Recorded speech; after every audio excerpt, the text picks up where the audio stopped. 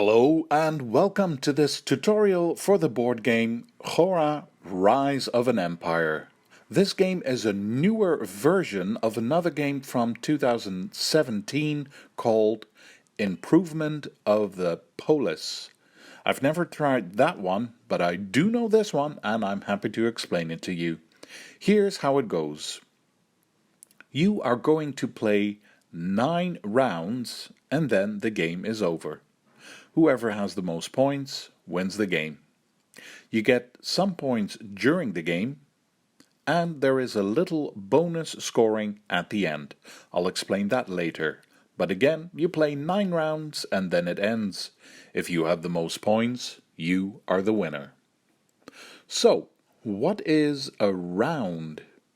If you look at your own player board in front of you, on the right, it shows what steps you go through each round. Step 1. Reveal the top card of this deck. Nothing happens. That will come near the end of the round. Step 2. Every player gets money. Step 3. Every player rolls their dice and then chooses one of these 7 action boards to be paired with each die. Step 4. You perform all the actions. Step 5. If you want, you can pay to go up 1 space on one of these 3 tracks on your own player board. Step 6. Now is the time to resolve what's written on this event card that you flipped over at the start of the round. Step 7. If you did anything during this round that made you reach one of these achievements, you can place your own token on the main game board and get a little reward. This is a round, but of course I'll go through that again in more detail. Step 1. You flip over the top card from this event deck. There are 9 cards, so this is how you keep track of how much longer the game will be. As I've said, you deal with whatever it says on the card near the end of the round, except the very first card, but that will speak for itself. Step 2. Everyone can take some money from the supply. Each player has their own token on this track with the owl, the tax track. You get as much money as where your own token is on this track. That's it.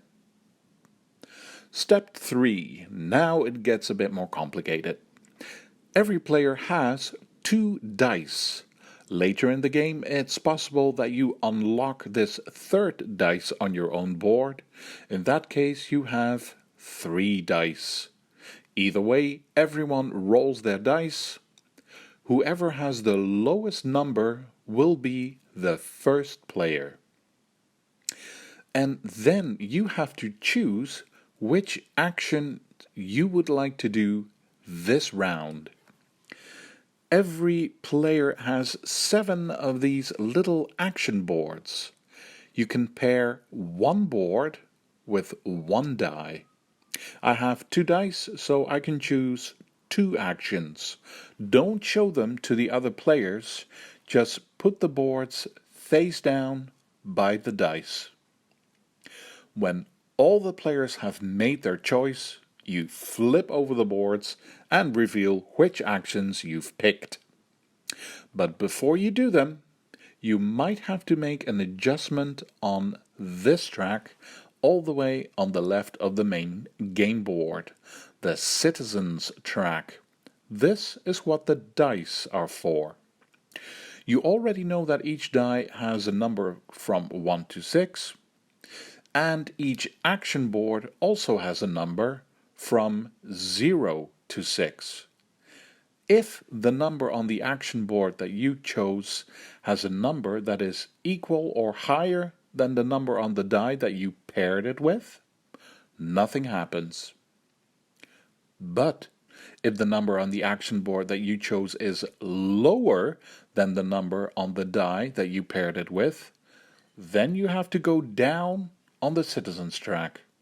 For example, if I had rolled a 5 and I placed an action board there with the number 2, then it's lower.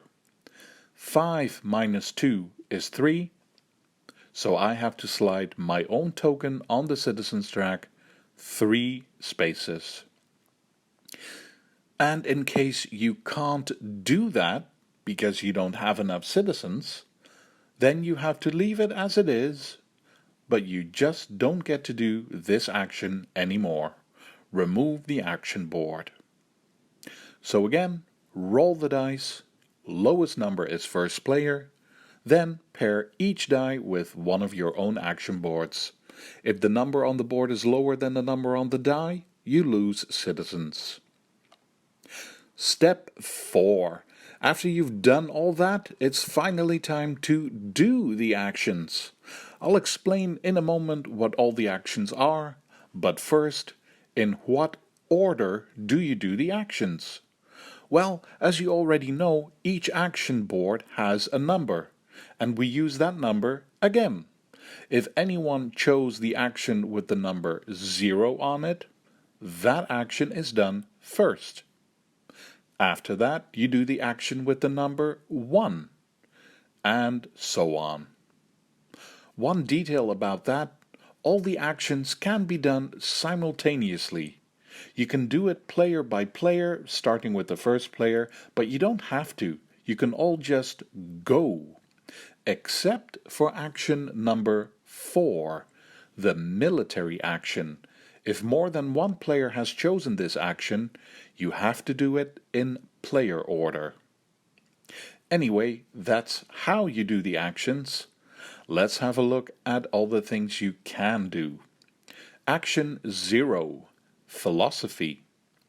When you choose this action, you can take one of these tokens from the supply. You can use these for 3 things, and they're explained to you on your own player board at the bottom here. If you can't figure out what it means, just check the rulebook. Action 1, legislation. If you pick this one, you can first go up 3 spaces on the citizens track, and then you can take 2 cards from the politics deck. Choose one to keep, and the other one goes back on the bottom. One important detail about this action. As I've said, you go up 3 spaces on the citizens track.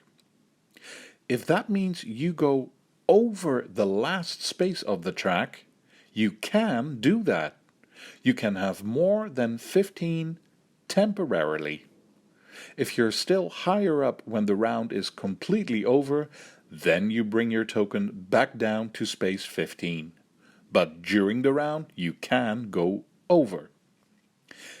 Action number 2, culture. This gives you points. You get as many points as where your own token is on your culture track on your own player board. Just slide your score marker up on the scoreboard. Action 3, trade. First, you can take money. You can take as much money as where your own token is on your economy track, plus one extra money. And after that, you can pay 5 money to get one of these tokens that are next to the game board. You can only buy 1. Action 4, military. This is the one that you have to do in player order. This action lets you take these tokens from the main board. The first thing you do is move your token on this track up with the swords. You can go up as many spaces as where you are on the military track. Then, look at where your own token is on this track with the swords. And then you can take a token that requires as many swords as you have or less. This is basically a battle. Of course, you will need these tokens anyway, but the ones that show the laurel are especially important. They will give you a lot of bonus points at the end of the game. But before you take the token, you have to go down on this swords track. You go down as many spaces as it says next to the token that you want to take, the number next to the skull. After that, take the token and also the reward that's written below it. You can only take one token per turn, except if you happen to be so powerful that you can do this fight at the bottom here, then you take all 3 tokens. Action 5, Politics. This is where you get to play one of the cards that you have. How does that go? On some of the cards, it shows these tokens at the top right. That means you have to own those tokens if you want to play this card. You don't have to pay the tokens, you keep them, but you at least have to have them. And on some cards it shows a number on the top left. That means you have to pay that much money to play this card. Any card that you play stays open in front of you. Some cards are an instant bonus. Some cards are a special power for the rest of the game. And some cards will give you bonus points at the end of the game. Just read what it says, the cards speak for themselves. Action 6, Development. If you pick this action, you can move up 1 space on your own character board. Just like the cards, you have to own the tokens that you see, and you have to pay the money it's asking for. After that, you can move your marker up 1 space and get the reward. And those were all the actions. That brings us to step 5. Choose one of these 3 tracks you want to go up on by 1 space. There's a number written in each space. That's how much money you have to pay.